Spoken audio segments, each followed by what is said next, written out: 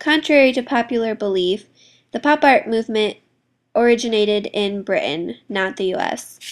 It came about in the time after World War II, when Great Britain was still in a very destructive state, and things were starting to be rebuilt.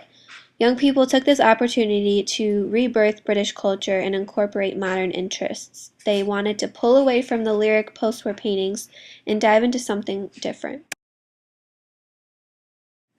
The pop art movement was largely influenced by the Independent Group, which was a London-based group of artists in the mid-1950s that were interested in popular mass culture. They laid the groundwork for pop art. They would meet at the Institute of the Contemporary Arts and discuss different aspects of pop art. Richard Hamilton is credited as the founder of the British pop art movement.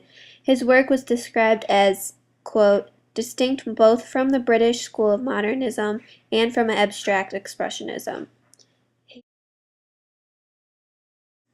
Pop art developed in the US after World War II, when the country was turning into a very consumer-centered society, creating the foundation for pop art to thrive.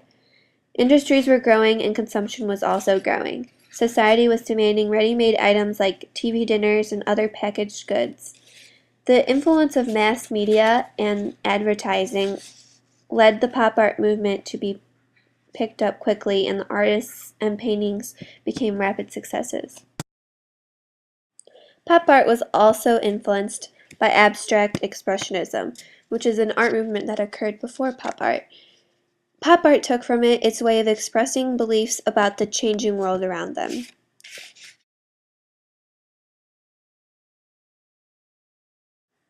The Dada movement and the Happenings movement also influenced pop art. They were both sort of anti-art and stressed the importance of actually creating the art, and they both pioneered the use of everyday objects.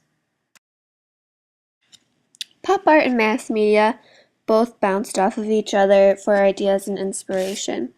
With the growing consumer society, companies demanded more artists for commercial art to design logos and ads. As a result, many more schools for graphic design opened. Inspiration for pop art also came from fashion colors, ads, movies, and other everyday sources. Broadway in New York City was also a very common source of inspiration for pop artists, with its many bright lights and the colorful advertisements throughout.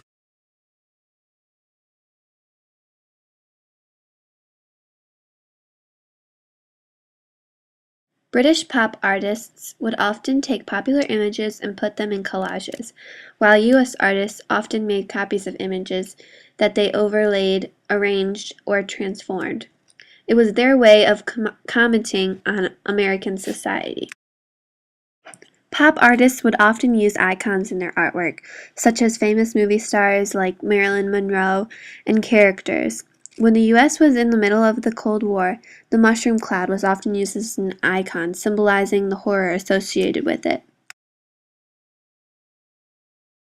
Pop artists also utilized ordinary, everyday objects in their artwork. They liked that these objects were bought and used by both rich and poor. Pop artists strayed from the traditional notion that the rarer a work, the greater its quality, or, quote, work only had worth if made by the artist's own hands, unquote. Rather, they believed in making multiples to experiment with colors and themes and also make it more affordable for society. Pop artwork was often made impersonal by its lack of showing certain brushstrokes. Pop artists often utilize oil or acrylic paints to make even tones with little shading and make a 3D appear 2D. They wanted their art to look like an industrial process, reflecting the consumer-centered society of the time. Some very popular characteristics of pop art are it's a popular image or very well-known image or icon.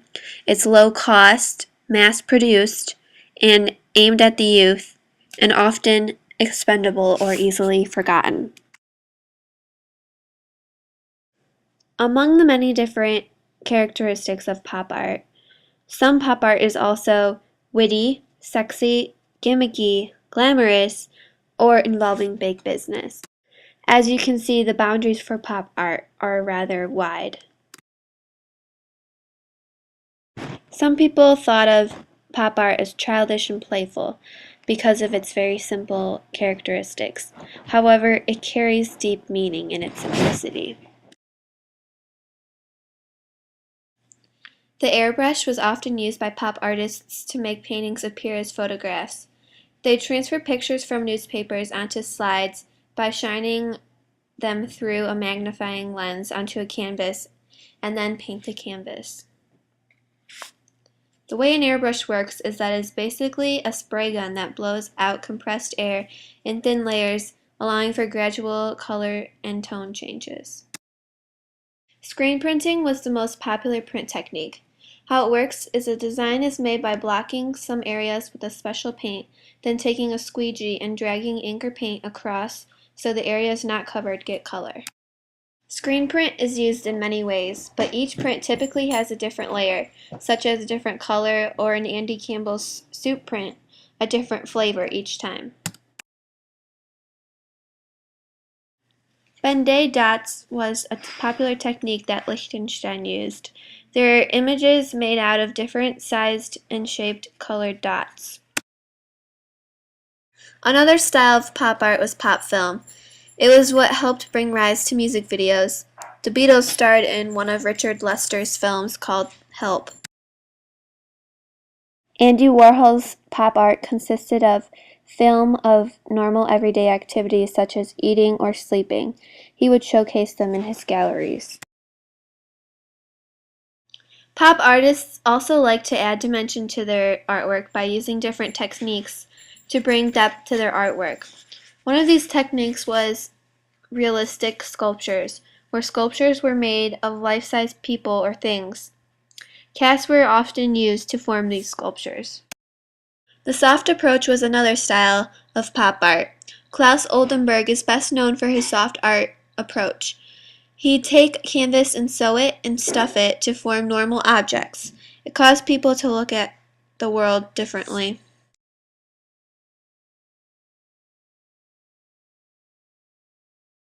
Installations were another type of pop art. A whole room would be incorporated into the art. For example, Oldenburg's The Store was his studio transformed into a store of artwork. He'd even sell off individual pieces. American Supermarket was an event where many pop artists got together and created this installation of art, modeling a supermarket. Lichtenstein, Warhol, Watts, and Oldenburg were among the artists who created it. Street art is another popular style of pop art. Things such as graffiti, chalk on the sidewalk, and murals on buildings. Pop art also had some unusual media, such as Robert Rauschenberg's combines, where found objects were collected and pieced together. Some objects included magazines, leather, canvas, fabrics, metals, and whole items as well. Pop artist Patrick Caulfield would paint simple scenes with objects as solid colors, then outline in black to make the icon clearer. Artists also used impasto, which is a thick layer of paint to make paintings look more realistic. Here is a video showing some of the characteristics of pop art in action, such as outlining here.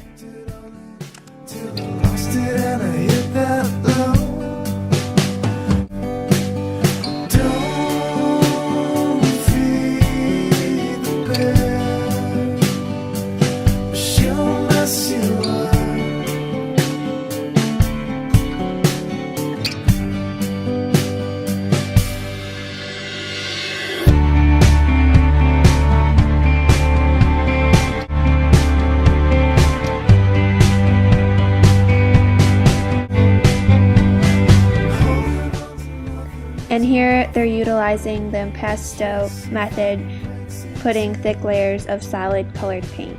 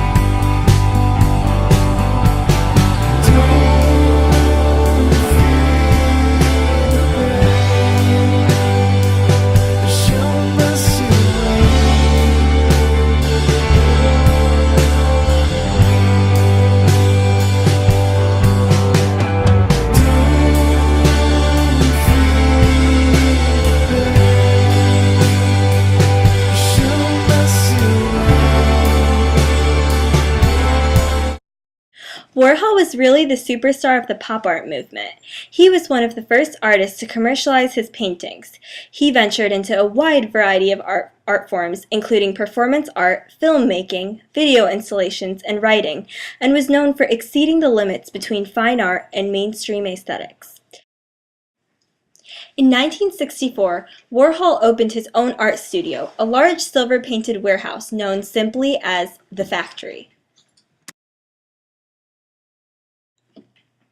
Andy Warhol got the idea to paint soup cans from gallery owner and interior designer Muriel Leteau. She was the first one who considered everyday objects as art and encouraged him to paint everyday objects. 100 Cans is a classic example of how Andy used repeated imagery of a mass-produced consumer good. He did this by using a projector to transfer the computerized image onto the canvas and then trace the image, which created a two-dimensional, cartoonish feel to the painting. Warhol loved painting Campbell's soup cans so much that he continued to keep painting them. He created a set of paintings dedicated to soup known as the Campbell's Soup Portraits, which are divided into two types based on their execution. One derives from an illustrated image and is classified as a Mönchengladbach type. This is very common, whereas the other one is derived from the logo printed on a Campbell's Soup Company envelope and is referred to as the Ferris type.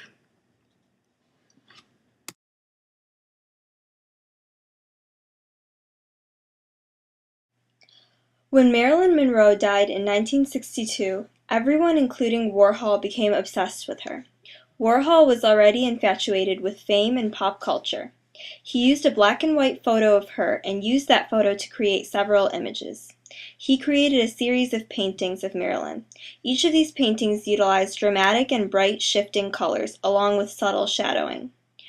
Along with the help of some of his friends, Warhol used the printing technique to recreate images quickly in the factory.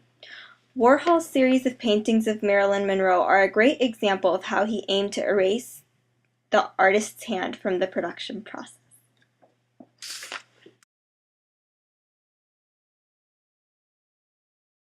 In this painting of Chairman Mao Zedong, Warhol used the silk screen or screen printing technique. Silk screen is a type of printing technique that uses a woven mesh to support an ink blotting stencil to receive a desired image. Warhol created this series in direct reaction to President Richard Nixon's recent visit to China. This painting is extremely large, evoking the dominant nature of Mao's rule over China. It also echoes the towering propagandistic representations that were being displayed throughout China during the Cultural Revolution. The graffiti-like splashes of color, red rouge, and blue eyeshadow literally defaces Mao's image, an active rebellion against the communist propaganda machine by using its own devices against itself.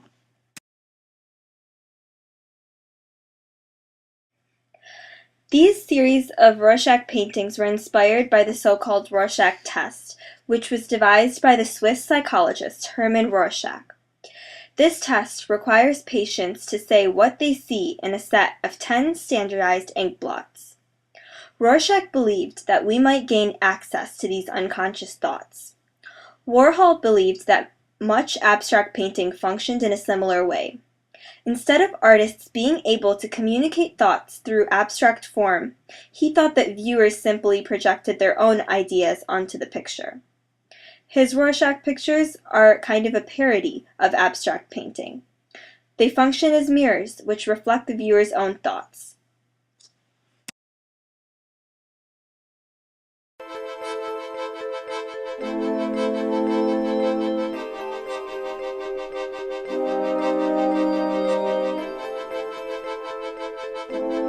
With his artwork in demand as never before, Warhol resolved to step up production. In January 1963, he moved his studio from the parlor of his townhouse, no longer large enough to accommodate his larger paintings, to the third floor of an abandoned red brick firehouse a few blocks away on East 87th Street. In June, to increase production still further, he took on a new assistant, a 20-year-old college student from the Bronx named Gerard Malanga, who had learned how to silkscreen a few years before while working for a necktie manufacturer. The more you look at Warhol's work, the more you look at Warhol, the more you see a mind constantly engaged in the studio. We see him making a series of decisions in the studio, how one painting leads to another painting, how one series leads to another painting. And there are a series of insights, and you get a sort of logic almost that unfolds in the studio that's of an intensely committed and engaged, sophisticated and thoughtful artist. Jasper Johns was an artist that came onto the scene in the 1950s. Much of the work that he created led the American public away from the Expressionism form and towards an art movement or form known as the concrete. He would depict many flags and maps, and this created a more distinct style with the work that was being done during this period in American art history. He is also one of the leading forces to the pop art form known as minimalism. Even to this day, many of the pieces that are sold at auction bring in extremely high price tags and sell for record amounts.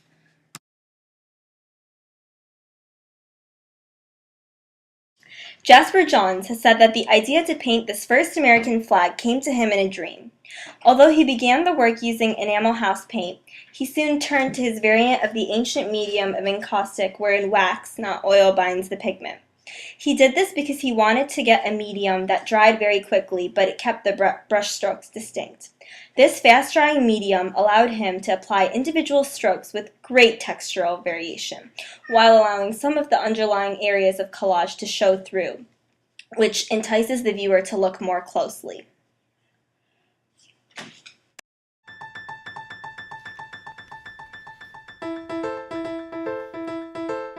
Jasper Johns, the American artist, did paintings composed of simple motifs. Motifs are recurring ideas in artworks. Johns uses letters, numbers, flags, maps, and targets.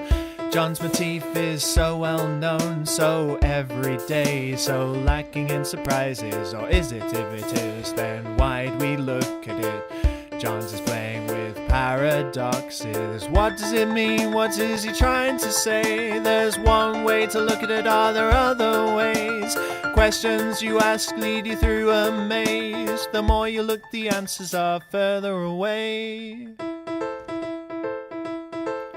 Jasper Johns is known for his painting flag. He painted it after a dream he had. Taking the American flag out of context, you're left with something else, some other content. The viewers of flag are forced to concentrate on the surface of the canvas, on the way he uses paint. Is it a painting about America, or a painting about painting? What does it mean? What is he trying to say? There's one way to look at it, are there other ways? Questions you ask lead you through a maze. The more you look, the answers are further away.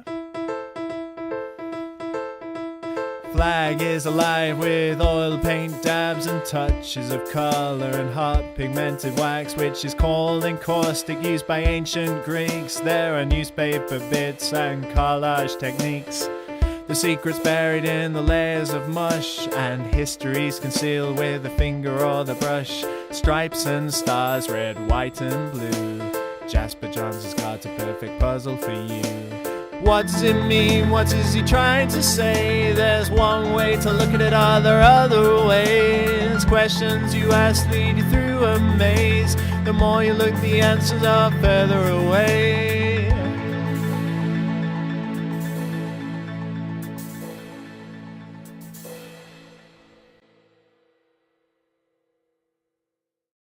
Lichtenstein became a leading figure of the new pop art movement. He became inspired by advertisements as well as comic strips.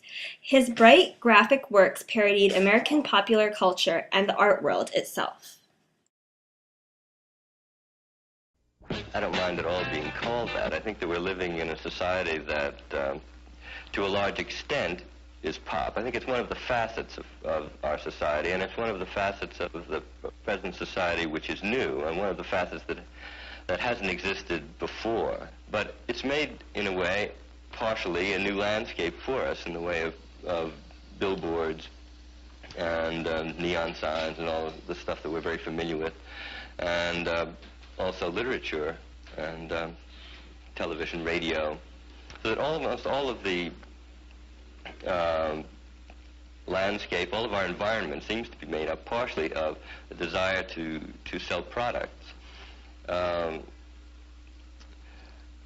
This is the landscape that I'm interested in portraying, and I'm also not only portraying it, but I'm working in the style of it, or a style which at least parodies the style of everyday art and everyday society.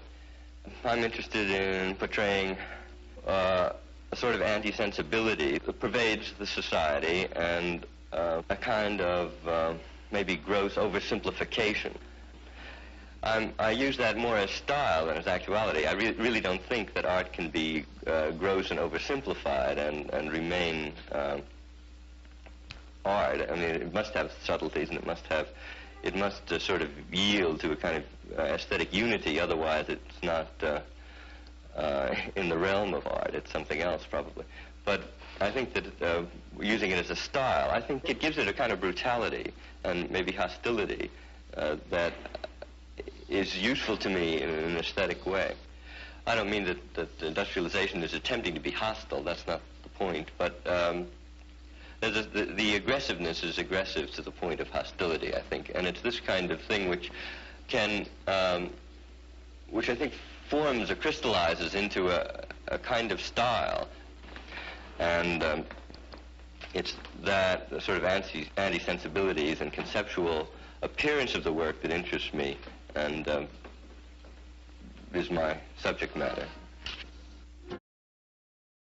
Drowning Girl is perhaps the best known of all paintings from Lichtenstein, and continues his preferred method for creating contemporary portraits of glamorous women, which is something he did often.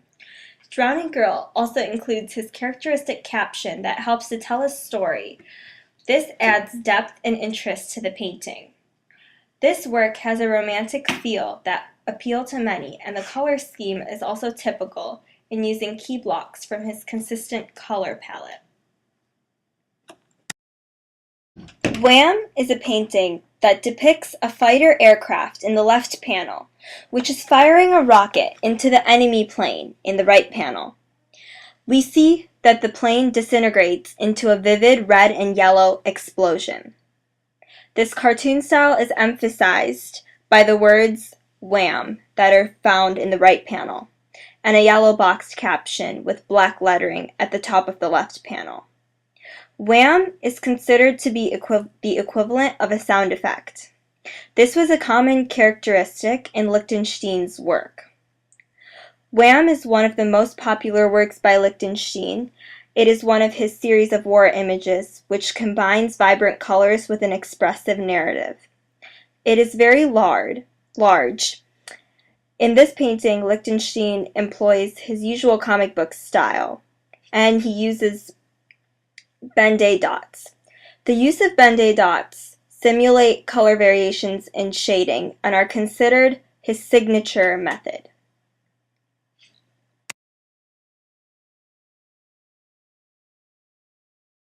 Seductive Girl is another popular and glamorous work by Lichtenstein, which features a saucy woman in a highly seductive pose. Women were always represented by Lichtenstein in a complimentary and flattering way, and this work is no different. It ranks as one of the most frequently reproduced of all his works and typically is served best as a poster. Robert Rauschenberg was an integral artist in the pop art movement. He was well known for his combines, which were sculptures that he made with everyday objects. Combines are a combination of painting and sculpting. Rauschenberg also worked with printmaking, photography, sculpting, painting, and performance. Monogram is a late 1950s combine painting by American artist Robert Rauschenberg. Monogram depicts a stuffed goat encircled by a tire. The goat has a snout which is covered in multicolored war paint and is standing on a painting, as if grazing at a pasture. A gargoyle is standing over and guarding the art while destroying it at the same time. This creature is a representation of Rauschenberg himself. In early Christian art, goats symbolize the damned. In real life, Rauschenberg was a gay, bisexual man and an artist at the same time. Monogram is After the 1960s, gallery owners had a wider range of art styles to display than just pop. However, the idea of pop art did not die. It spread internationally and into the present, changing along the way. As of today, pop art remains very popular due to the spread in consumer lifestyle. Optical or op art was seen as the successor of pop art in the mid-1960s. Its main goal was to create optical illusions for the viewers. Artists such as Bridget Riley used lines, shapes, and colors to show the effect of motion. Op art had many supporters because it didn't heavily rely on symbols like pop art. This movement existed for about 3 years before it began to evolve into a different style. Bridget Riley is known as one of the most important artists who was involved in op art from the beginning to now. Her 1961 Movement in Squares art piece did a phenomenal job portraying all of the characteristics used in op art. At first glance, the artwork gives the illusion that all of the squares are moving inward, when in reality the artist manipulated the size of each shape to give the effect. The art piece is also geometrically based, using only different rectangles and squares. Bridget Riley also makes full use of both the positive and negative spaces. Eventually, the influence of pop art spread from the United States to all around the world. Many artists from Spain painted brightly colored pictures of iconic figures. Artists emerging in Germany, however, were more interested in the realism of pop art. This is where it was given the new name of capitalist realism. German artists put their focus on their paintings on commodities. Eduardo Arroyo was a Spanish painter who became involved in the art scene in the early 1960s. He was best known for removing spatial depth from his paintings to give the viewer a flattened perspective. His Miguel de Cervantes Saavedra of 1997 is a painting of a famous poet in honor of his 450th anniversary. The painting shows the flattened face of the poet. Parts of his face, such as his ears, nose, and eyes, have no spatial depth. Without depth, the painting remains completely two-dimensional. Arroyo also placed the initials of the poet in each corner of the painting to give the face an identity. Sigmar Polke was a German artist who first emerged in the late 1960s. He first focused on photography and then became interested in painting. Polke painted dot pictures similar to Roy Lichtenstein. They looked like details of blurred images. Polke focused on showing subjects of everyday life and later on landscapes. His Palmen painting from the late 1960s uses the Ben-Day dots technique. This makes the image look like it had a painting error. The process of making the palm trees in this painting gets in the way of clearly seeing them. In the early 1970s, artists in the United States became fascinated with the idea of making their images the same as the subject the art piece was based on. Many artists also became engrossed with the Polaroid camera. Conventional cameras often took several hours to days to develop photographs.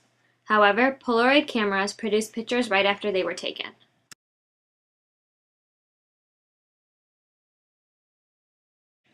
Lucas Samaras was a Greek artist who often used Polaroid cameras to create his artwork. The inks on Polaroid prints often took a few minutes to dry, and this was used by Samaras to create a series of photo transformations in the early 1970s. Photo transformations were Polaroid images which had been manipulated. The main subject of Samaras' artwork was often himself. He would take Polaroid photos of himself and smear the ink before it dried to create distorted expressions and body forms. You can even see the fingers used to smear the image in this particular photo transformation. David Hockney was a British artist who created some pop art. He is best known for his 1970 art piece known as Joiners. This was his unique word for images made of many overlapping photos of a certain subject or scene, taken from various viewpoints at different times. They are called photomontages.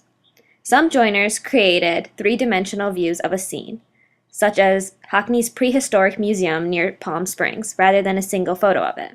In this case, he took various photos of one subject from the same viewpoint at the same time to create the overlapping image. Other joiners sometimes showed a progression of events, such as a group of people talking and reacting to each other.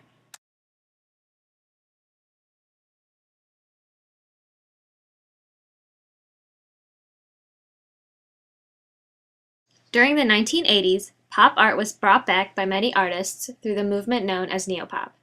This movement was simply a more modern version of pop art. It simply maintained the focus of popular culture, but this time derived from the 1980s. Artists of this movement continue to heavily rely on ready-mades. This was the term coined by Marcel Duchamp for ordinary objects which had been modified to be used as a piece of art. Neopop artists also focused on popular icons of the time, such as Michael Jackson and Paris Hilton. Artists drew their inspiration from many of the art movements that emerged before them. Neopop is often seen as a more extreme version of pop art.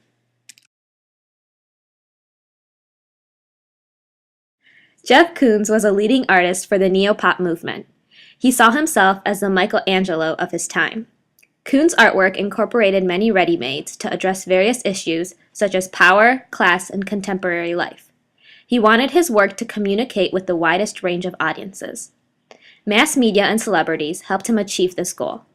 He saw the entertainment industry as fine art and used it as inspiration. During the 1980s, Michael Jackson emerged as a chart-topping star, making him a perfect subject for Koons.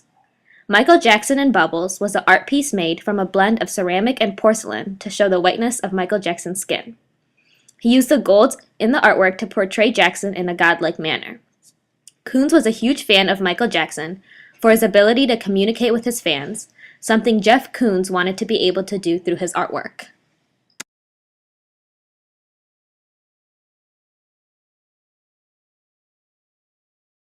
Jeff Koons' self-portrait appears as if it is growing from a cluster of crystals. This particular piece both mocks and embraces the idea of beauty. It first shows the idea of perfection and missing limbs often seen in Greek and Roman busts.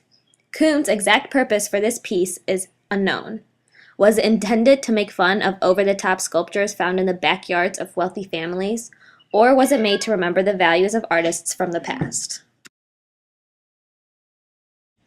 Ashley Bickerton is seen as a mixed media artist who combined the elements used in photographs and paintings. Tormented Self-Portrait was a wall unit made of industrial materials. He took inspiration from minimalism to create this piece. Bickerton portrayed himself through this piece by showing the different brands he uses. He introduced a new form of self-expression which was based on consumer goods and society's obsession with materialism. This piece is also known as Suzie at Arles. This refers to the city Arles, where Vincent van Gogh also created many self-portraits.